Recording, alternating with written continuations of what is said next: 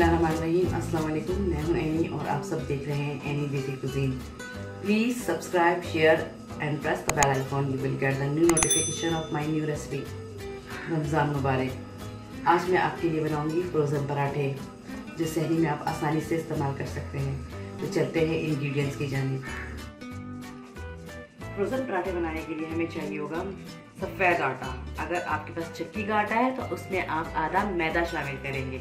मेरे पास सफ़ेद आटा है तो मैं इसमें मैदा शामिल नहीं करूँगी। इसके अलावा 1 टेबलस्पून चीनी, 1 टीस्पून मीठा सोडा, बेकिंग सोडा नहीं मीठा सोडा, और 1 टीस्पून या हस्बे ज़रूरत नमक, और इसमें ऑयल या घी आपकी मर्ज़ी है जो भी इस्तेमाल कर लें, और हम पानी इस्तेमाल करें। मैंने एक बड़ा बाउल भर के आटा ले लिया है वाइट वाला। अब उसमें मैं नमक, चीनी और खाने का मीठा सोडा जो है वो शामिल करूँगी, और साथ ही मैं इसमें जो 2 टेबलस्पून के करीब ये शामिल कर रही हूँ। अब हम इसको जैसे आटा गूंथते हैं इसी तरह पानी डाल के आस्ता आस्ता करके, जैसे नॉर्मल आटा गूंथते हैं हमें इसको वैसे ही गूंथना है। आप इसको गूंथते हुए दूध का इस्तेमाल भी कर सकते हैं। मैं इसमें थोड़ा सा दूध भी शामिल करूँ। ये मैं आटा गूंथती हूँ, थोड़ा सा मैंने इसमें ऑयल शामिल कर लिया है। अब आप इसको आटे की तरह से अच्छी तरीके से गूंथ लें और फिर हम इसको आधे घंटे का रेस्ट देंगे। आटा मैंने गूंथ लिया है और अब मैंने इसको प्लास्टिक रैप भी कर दिया है। अब मैं आधा घंटे का इसको रेस्ट दूंगी और आधा घंटे के बाद मैं दोबारा से इसको गूंथूंगी और उसके बाद हम बनाएंगे पराठे। मैं आपको सिखाऊंगी कि पके हुए और कच्चे फ्रोज़न पराठे कैसे हम प्रिजर्व कर सकते हैं। दोनों तरीके मैं आपको सिखाऊंगी। ये मैंने आटे में से पेड़ा निकाला, इसको मैंने अच्छी तरीके से फोल्ड किया और एक गोल सा पेड़ा बनाया।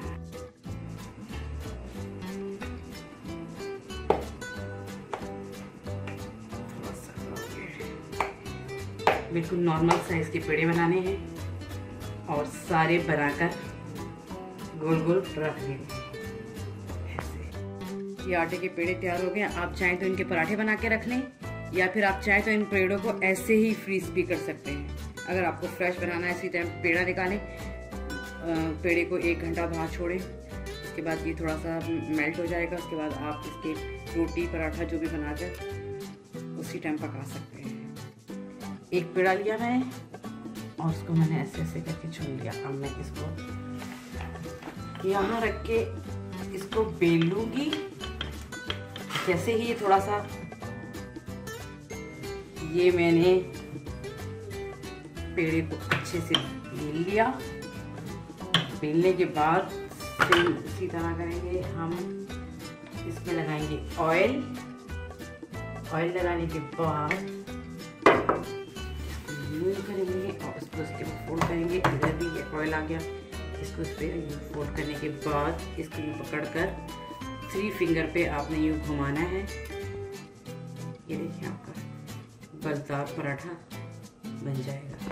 जो बाजार में बनते हैं ना पराठे लच्छेदार, इस तरह बन गया। और हम इसको 5 मिनट का रेस्ट देंगे और फिर बेल कर इसके पराठा बनेंगे। ये प्लास्टिक शॉपर के मैंने चौरस टुकड़े काट लिए हैं और इन्हीं के दरमियान में मैं पराठे को रखूँगी। ये मैंने काफ़ी काट के रखे हुए हैं चौरस शीट्स।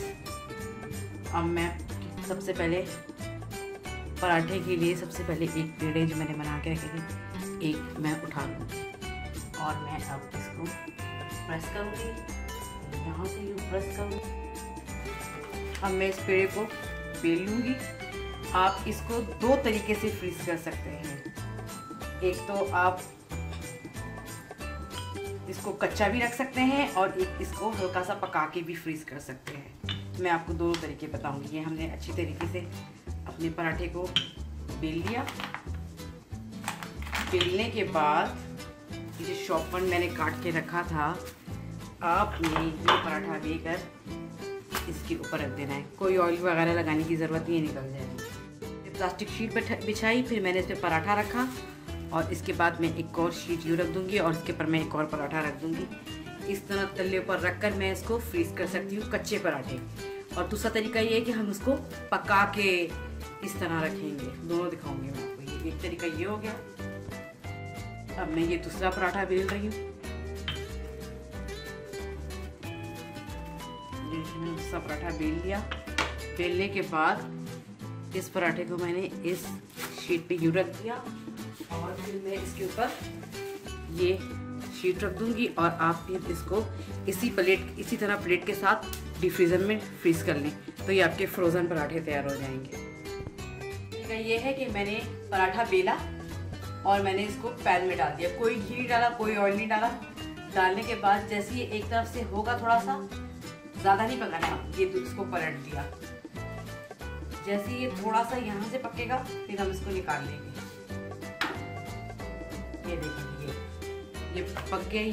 अब हम इस तरह इतना पकाना है। इसके बाद हम इसको वही शॉपर, जब ये ठंडा हो जाए, शॉपर के ऊपर रख के फिर इसके ऊपर एक और शॉपर रख के फिर इस तरह पराठे रखते जाएंगे, जैसे मैंने पहले तरीका बताया था। पहले एक साइड को हल्का सा सेकेंगे, फिर इसको पलटेंगे, इसके बाद इस पे ऑयल लगाएंगे। हल्का सा पक गया। अब मैं इसको पलट लूंगी। इसी साइड से बन गया। अब पक गया, दोबारा से हम इसको पलटेंगे। अब हम इसमें करेंगे ऑयल।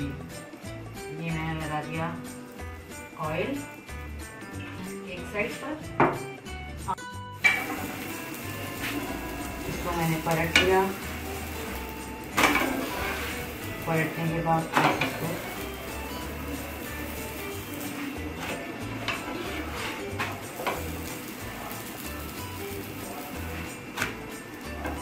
देखेंगे। पराठा तकरीबन डन है।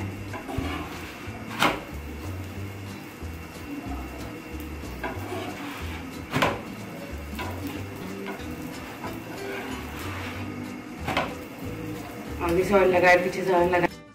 ये देखिए, ये मैंने फ्रोज़न पराठे बना लिए हैं।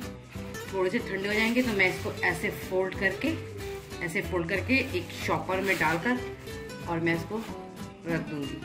थोड़े से ठंडे ये फ्रोज़न पराठे। और ये मैंने 2-3 पराठे तल लिए। कितने नरम सॉफ्ट पराठे बने हैं। ये देखिए, नरम सॉफ्ट पराठे बने। तो आप 10 से 1 महीने तक इसको फ्रीज करके रख सकते हैं। पूरा रमज़ान आप आराम से निकालें पराठा और तलें और खाएं। खुद भी खाइए, घर वालों को भी खिलाइए और अपना फिट